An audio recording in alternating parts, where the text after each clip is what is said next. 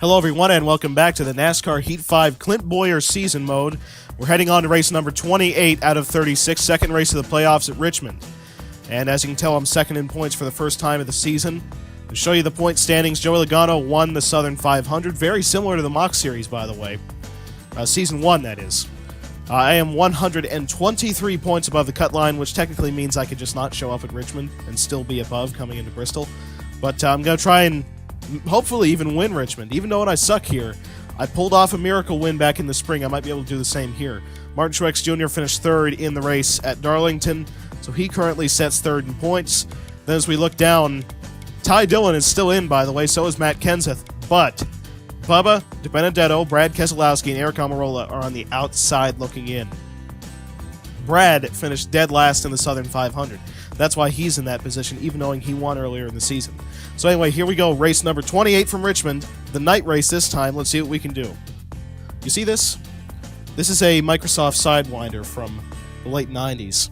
And the plug-in for it is actually one of the old sound card interfaces, which this will not work on my modern computer. However, I've been thinking about getting an adapter to make this work, because, you got steering wheel here. How about flight controls as well? It's not exactly a very good joystick when it comes to, modern day technology, but might be something fun to mess around with. And or try to run NR 2003 with it. Because back when I first, actually, my first ever experience with Papyrus was NASCAR Racing 3. Used to rent it from the library, and I would play it on my Windows 98 computer with this exact joystick. And looking back, it was a little stupid, playing a NASCAR game with a joystick like this, but I was only 5, I didn't really know any better. But, yeah, it was a fun experience. That was my first experience with Papyrus, was NASCAR Racing 3. The moment I got with NASCAR Racing 3, I finally understood the difference between, EA Sports' titles and what you would call a racing simulator, even knowing that was very early in the technology of racing simulators. Alright, so we got the first short track race in a little while. First lap.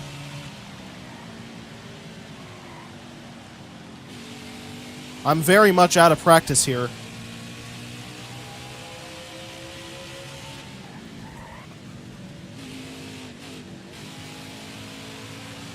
Here we come. Let's see what that lap was like. Couple tenths off pole and 15th spot. Not bad. I'm getting the inside line on the start of the race, so that's good news. Let's see who won the pole, though. Martin. I gotta put a stop to that. And then as we look down, Corey LaJoie qualified dead last. We're going to start in 15th, so that's good news. I want to keep that inside line starting position. So here are your top stories at Richmond. Ryan Preece gave up qualifying position for new tires. Martin Truex Jr. won the pole, and John Hunter this time failed tech. Now, twice this season he's won the pole because the pole sitter failed tech and he qualified second. But this time he gets to start in the back.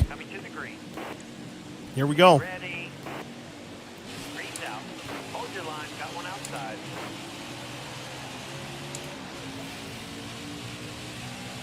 Outside. Alright, so this first stage, we're going to be able to go without pitting, which is good news for me. There we go, just sent Cole Custer up the hill. Yellow flag.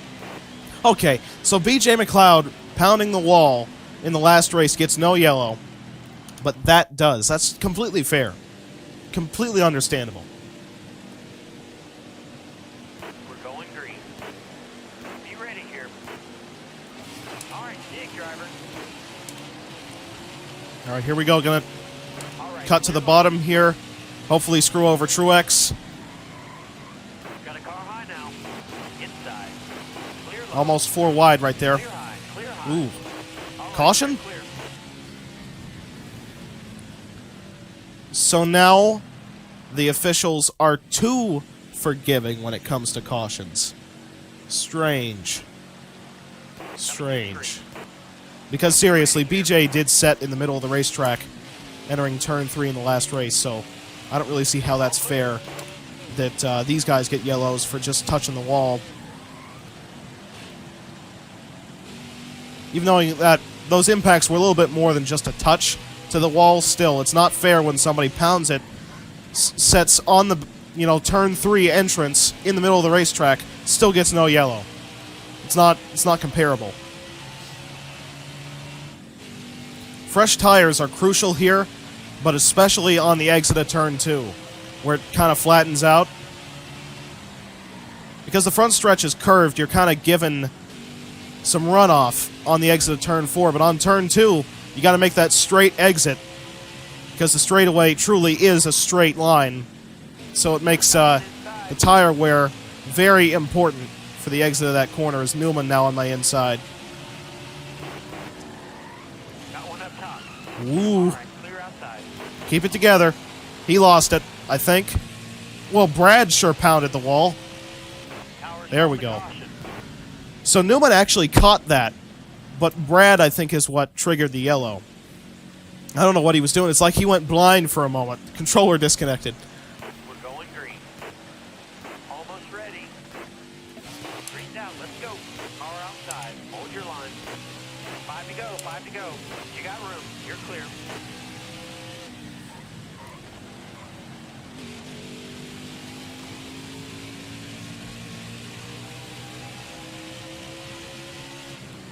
Oop, I overdrove turn 3.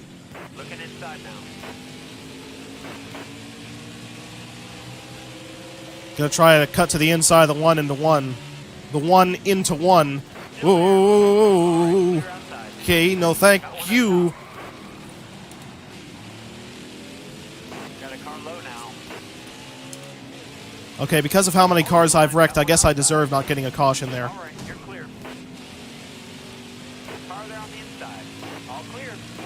Wow. Okay, I think I caused the caution there by shoving Suarez out of the way. I'm just happy I didn't wreck out right there. Brad Keselowski won the stage, and he finished dead last in the last race. I don't know what to think about that. All right, I lost 3 spots on pit road getting that damage repair. But Brad also lost a couple spots. He lost 5 spots on pit road, so not a very good pit stop for the stage winner. Clear down low. Car outside. So the second stage is 39 laps, so we will have to make at least 1 pit stop in this one. Still there. All clear. Hold your line, driver. All right, clear outside.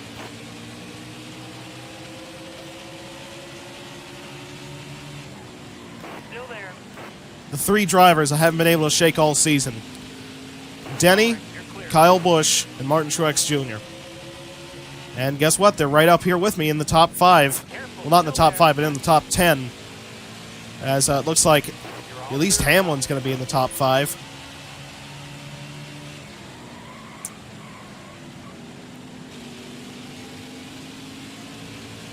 But yeah, the reason that I almost spun out when I was trying to pass Kurt Busch is I got those left sides beneath the yellow line onto the apron, and that makes the car really get loose in this game. And I'm just impressed that I didn't flat out wreck it. And I did score 2 stage points, which was a bit of a miracle going off of the way that went. But fortunately, the whole field checked up for what I was doing. Still there. Turn 3 is really enticing to overdrive, isn't it? Josh Bilicki is running in 4th. And not through pit strategy. He just is legitimately that good. Clear high. Clear high. Had to use up Brad right there.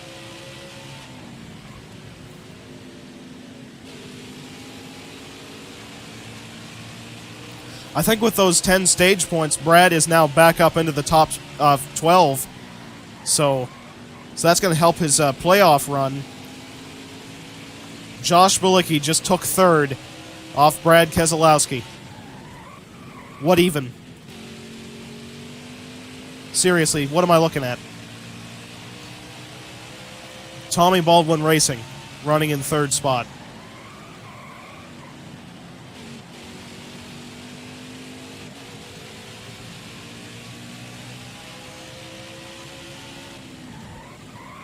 Inside. All right, Josh, go. Go win. Oh, All clear. he slid off the exit. I think it's because I just barely touched him. That was risky of me to do. Got a car low now. I put the left sides on the apron again. Power's called to Caution. Give me tires. I need them. I went a little bit up on the tape because I'm pretty sure this car can handle it.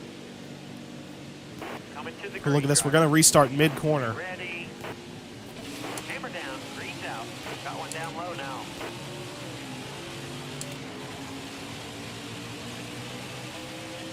Four wide. All right, clear low.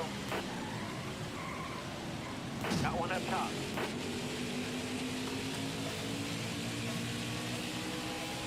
All right, you're clear.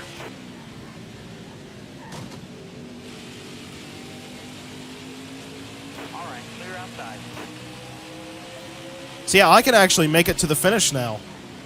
To the finish of stage 2. That is some good news because yet again I kind of cheesed the strategy out because I'm one lap to the good. All right, you're clear. Are they on your outside? If we get no yellows. I can't believe that at Darlington that whole final stage went caution free. I mean, I've never seen that happen in this game. The longest stage goes without a yellow. All right, you're clear. All clear. I'm carving through the field pretty well right here. Careful, still there. You know what I hadn't thought about before? Whether or not my right rear tire can actually make it all the way to the end of the stage. Because I'm using a custom setup, and I'm not quite sure if the thing will last. Or I might just end up accidentally wrecking somebody before we get to the end anyway. Bubba's doing his best to try to stay in the top 12 in points, even though he's on the outside looking in, entering the race. All clear. He might be on, you know, the upside of it. The plus side of the cut line by the end of this. Who knows? Power outside. Getting underneath Truex right here. And Kyle Busch. Still there. Bilicki has lost a couple spots. No mistakes here. Clear high, bud.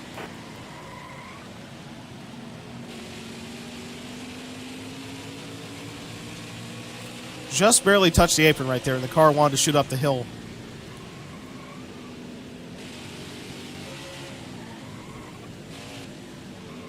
Ooh, boy. Car there on the inside. Just about wrecked right there.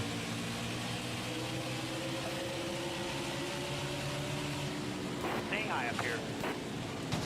Crossover? Maybe? No? No. Whoa, maybe? Stay high up here. Maybe. All Yes. The most delayed crossover in series history. But I kind of did it. Not really, but I mean kind of. Depending on how you see it. I might have.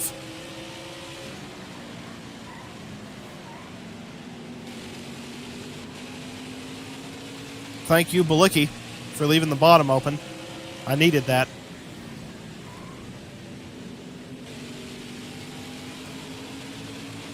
You know, the amazing thing is I have a pretty significant tire advantage above those in front of me, and I'm still not much faster, and it's very possible that I'm not faster.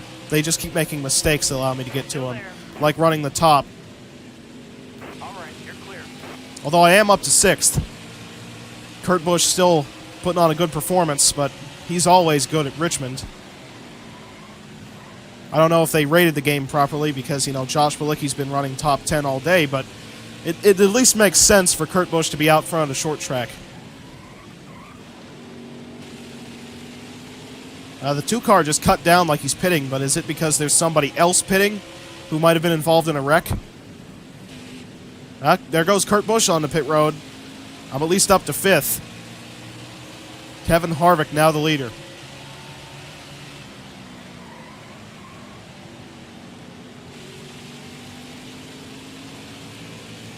I think Harvick's coming down too. So really, they just make that big of a swerve, which is what made me think somebody wrecked. But that's just them swerving onto pit road. Or actually, that might have been a fake out, because Harvick didn't come down. Lead car's pitting. All right, so Jeff says the lead car is pitting, although I don't know whether or not to trust him. Car in front of you pitting this time.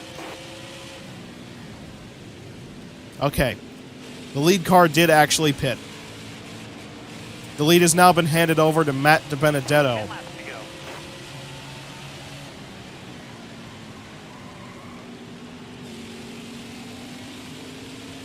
Pitting ahead of you. Okay, we got some more cars coming down.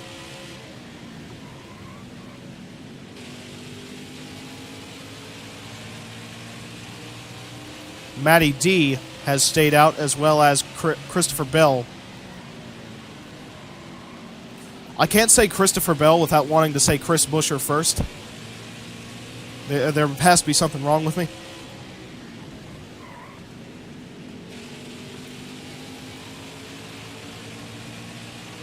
So now a bunch of the field's coming down. Pitting.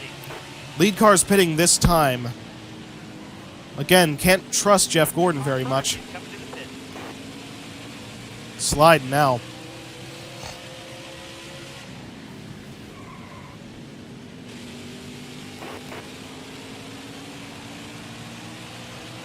So now we have the lead. 7 laps to go in stage 2. That car ahead of you is pitting. Yellow flag. Caution flag. Look at how few cars are on the lead lap. That's good news for me. Pitting. Let's see where we come out. There might have been some people taking wave arounds, though. 6th. All right, so we don't cycle out behind the wave arounds. I was having a bit of a brain fart thinking that we did. Coming to the green. Be ready here. Reach out. Let's go. Inside. My main competition here for the last 3 laps of the stage is going to be Kenseth. Car outside. But we get a big time jump into turn 1. Now side by side.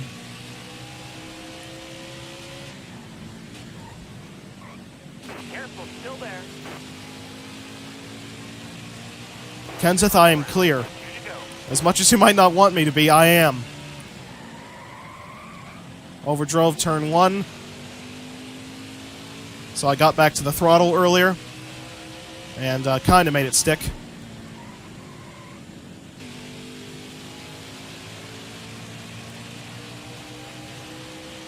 White flag. Bring it home.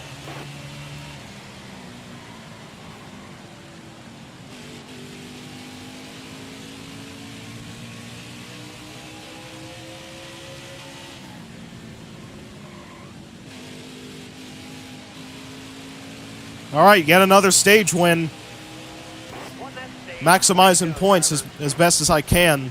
Then Stenhouse, DiBenedetto, Kenseth, Suarez, Amarola, Preece, Jones, Bell, and Half. So we trapped all the important competitors out of scoring any points. You know what? I'm pitting. Because there's only going to be 21 cars in the lead lap. Might as well. I mean, I'm restarting 17th. That's not that bad. We actually trapped All right. some really good cars 1 lap down. Ready.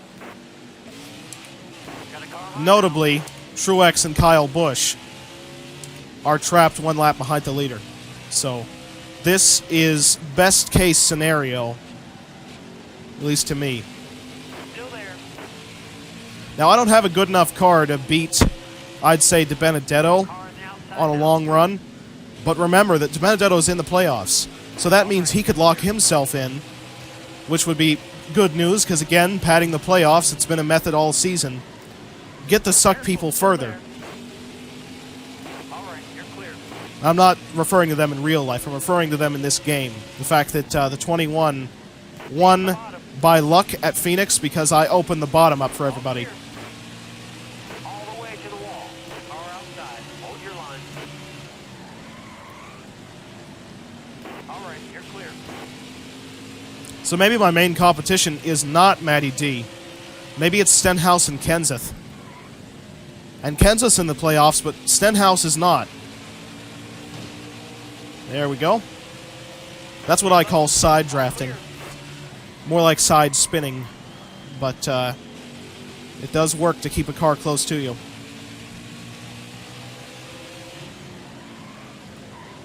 Careful, still there. Clear, All right, just took the lead off Stenhouse. I'm going to see how long I can hold on.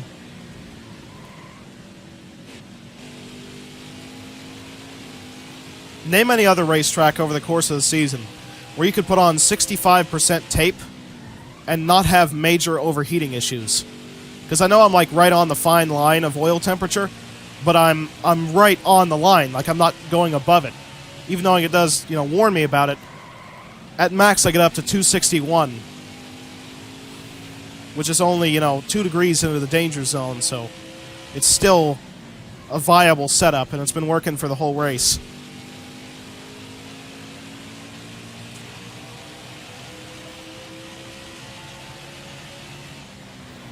This is why Hamlin and Gabehart are so good at Richmond. It's that 65% tape you can get away with.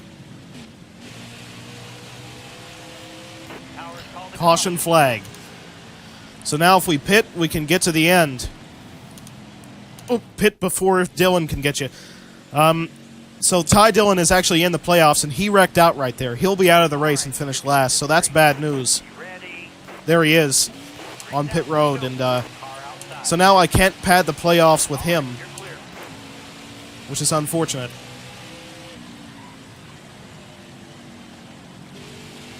Ty was actually 11th in points entering this race, so he was on the inside of the cut line. Unfortunately, he'll be out after this. Let's hope he can pull something off at Bristol. Sorry for all the silence, but I've been sitting here focused. Now we have 20 laps to go. I got about a 1 second margin above Stenhouse. Then Suarez, Matty D, and Eric Jones. Look at that, Kevin Harvick up to 4th. That's going to be my real competition.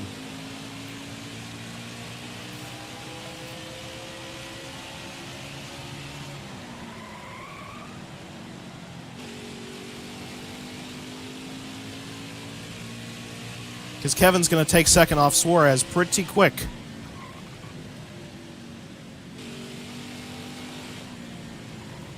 Ooh. Touch the apron. So yeah, the car has started to fall apart. Now with 12 remaining.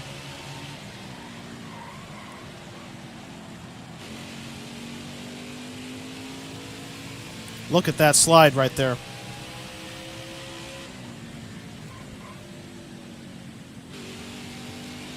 Here comes Kevin on the outside.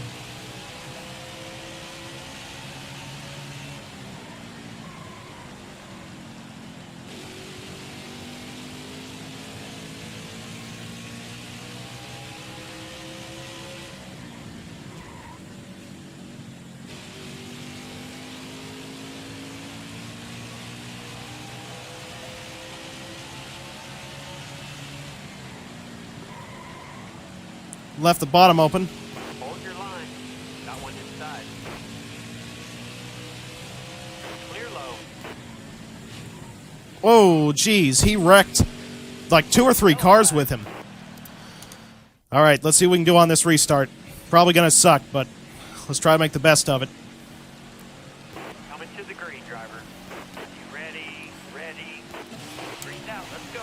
Got a car high now. All right, you're clear.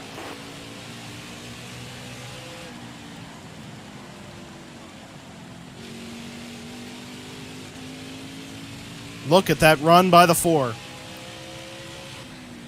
Car outside. All clear.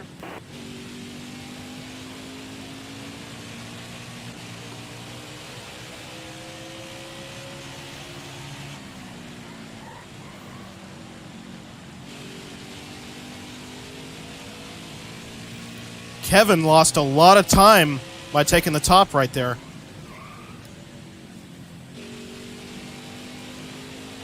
Hold your line. Got one inside. All right, you're clear. All right, I need 2 more good laps from you.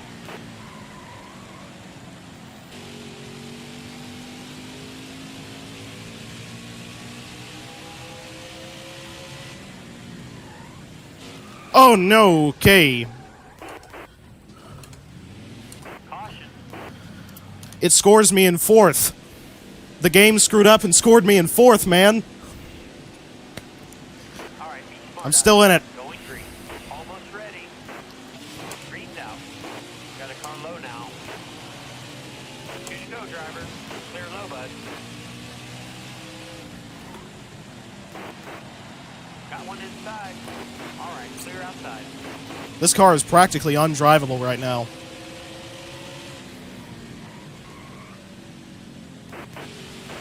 Still there. Got one inside. White flag next time by. All clear. Car outside. All right, you're clear. Great job, driver. I won! Checkered flag's in the air. It's yours. Wow. We swept Richmond in the dumbest possible way. I'm exhausted. No one should be happy with me. You know what? Catch fence is on this side. And we gotta treat him to a good show right here. Well, I think they got a good enough show already, but let me give him this.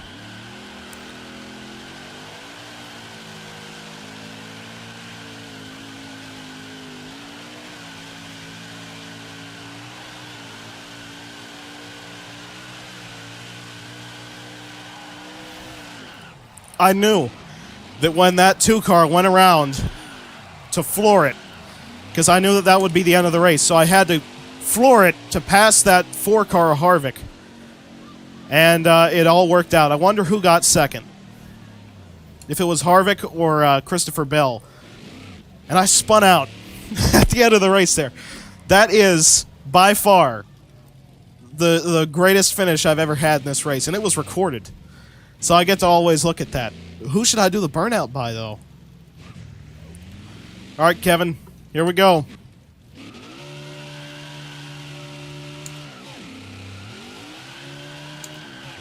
Kevin, you are still winless in the 2020 season. I have 12 wins and 2 at Richmond. I can't really believe that I pulled this off. It's moments like this that I love this game, but I know that, you know, if I would have been on the losing end of that, like if the real end would have came when I spun out, I would have been so infuriated by that. But here we come.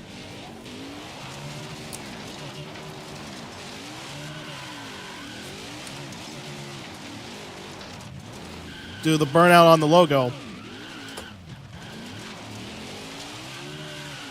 Well, look. Part of that. See that? I did that burnout over there. It looks like it's mud, yet it isn't. So that means they screwed up the, I guess, physics attribution of the tire itself. Or, not tire, but texture, I should say.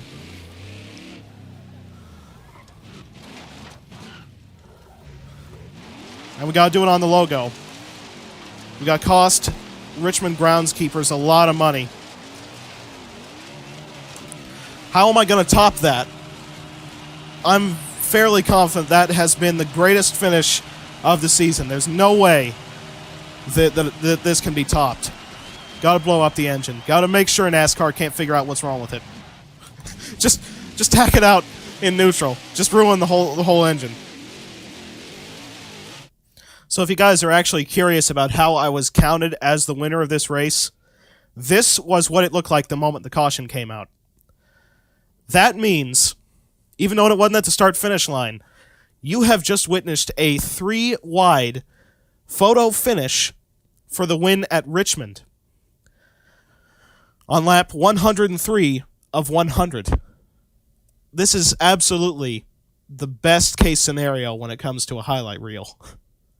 Not to mention I did that win on flat-spotted tires after being a total idiot and doing this. I don't know why the game froze the field, like, in that moment, to where I was counted as being in 4th. But, I mean, I guess technically that makes sense, because that's when the caution came out, was when I was in 4th, right here, being that moment. But still, thank you, game, and thank you, luck, because I did pull off the miracle consecutively, except this one was a little bit more ridiculous considering the playoff circumstances and the intensity. Imagine Rick Allen screaming at this. You know, if this was a real circumstance, if Clint Bowyer pulls this off, imagine Rick Allen's excitement and how many words he would screw up.